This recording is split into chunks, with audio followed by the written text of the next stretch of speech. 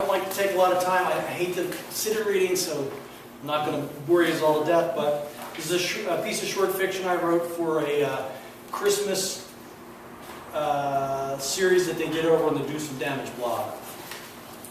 And it's called The Meek. Clarky, you fat fuck, if I have to come over there, I swear to God, I will kick you in the nuts so fucking hard. Jack Leon's threat echoed through the vast expanse of the church. It was like there were 5 of them. Get your fat head in this fucking squeegee right the fuck now. Clarky shuffled up the center aisle of the church toward Leon and the waiting mop bucket, while strains of Silent Night drifted up from the music room.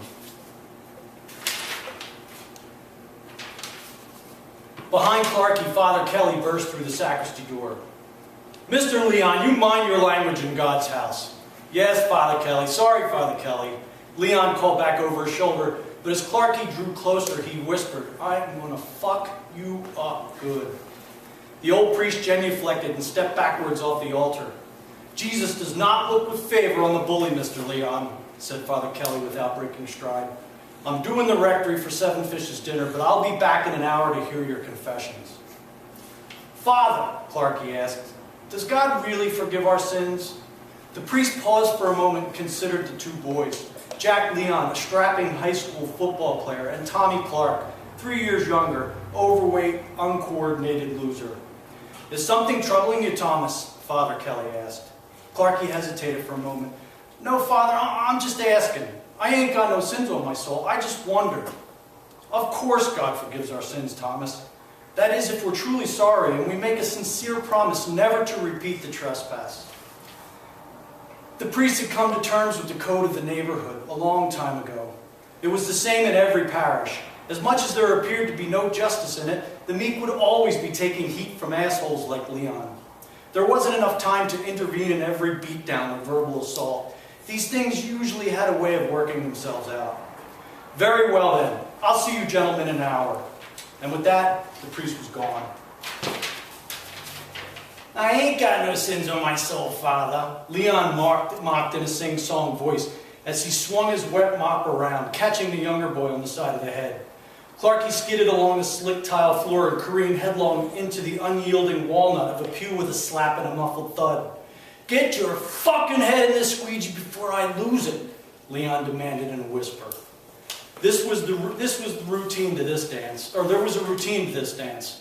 Leon would squeeze his head until Clarky begged sufficiently to end the cruel game. Leon would insist that Clarky thank him for toughening him up. Every day since he took this job at St. Tim's, he'd endured Leon's abuse. Most times while the other guys just stood around, too scared to help him or in league with the big dope. Nobody was about to get in Leon's way. He was too big and too scary. Clarky shimmied over toward the bucket on his knees, his long red hair matted to his cheek. That's a good dog, Leon said. Tuck your fat little coconut right in there. Clarky leaned forward toward the bucket when the stench of the filthy gray water incited an involuntary gag reflex. Leon put his hand on the back of his doughy neck and pushed the kid toward the open maw of the squeegee. Clarky resisted just the slightest bit, causing the bigger boy to lean in on him with all his weight, and they both tumbled into the slop bucket.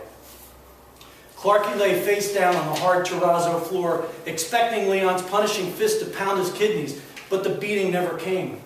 Raising his head tentatively, Clarky found Leon propped at an odd angle, a broken 3-foot length of mop handle buried in his back.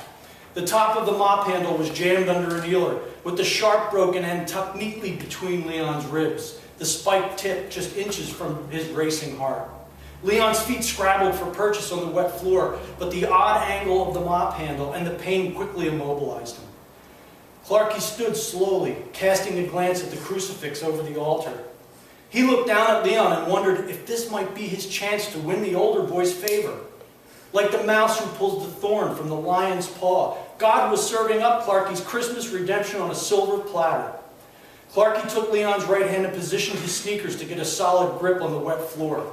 Leon was big, but Clarky was sure he could lift him. Bright pink blood bubbled from Leon's nose and mouth. His eyes darted wildly around, looking at nothing in particular, when all at once he locked eyes with Clarky, and in a voice choked by the unnatural leaking of body fluids, Leon croaked, I'm going to bash your fucking skull in for this, you little fuck. Leon wheezed and more bloody bubbles popped under his nose and trickled down his chin. Clarky held Leon's hand for a moment longer and looked back up at the altar, ringed by red and white poinsettias. He thought about what Father Kelly said, about God's forgiveness.